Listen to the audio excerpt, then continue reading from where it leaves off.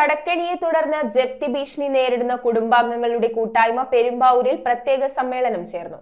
സംസ്ഥാന പ്രസിഡന്റ് വിളയോടി ശിവൻകുട്ടി സമ്മേളനം ഉദ്ഘാടനം ചെയ്തു.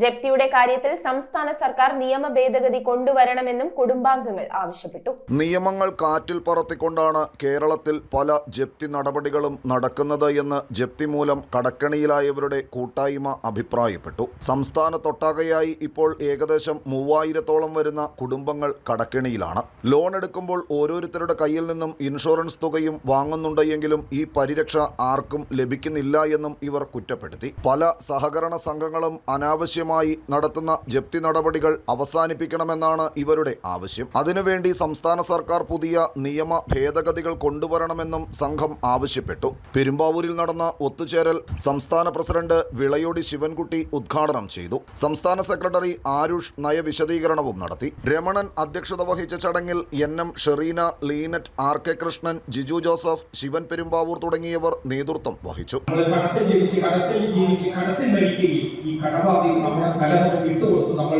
മരണം പോവുകയും ചെയ്യുമ്പോൾ നമ്മുടെ കുഞ്ഞുങ്ങൾക്ക് എവിടെയാണ് നല്ലൊരു ഭാവി, എവിടെയാണ് നമ്മുടെ കുഞ്ഞുങ്ങൾ ആരോഗ്യം, എവിടെയാണ് നമ്മുടെ കുഞ്ഞുങ്ങൾക്ക് നല്ല പോഷകാഹാരമുള്ള ഭക്ഷണം, എവിടെയാണ് നല്ല താമസ സൗകര്യം? ആർഭാടമല്ല ഞാൻ പറയുന്നത്, ഒരു നല്ല കിടക്കപ്പായ ഉണ്ടാവില്ല വീടുകളിൽ.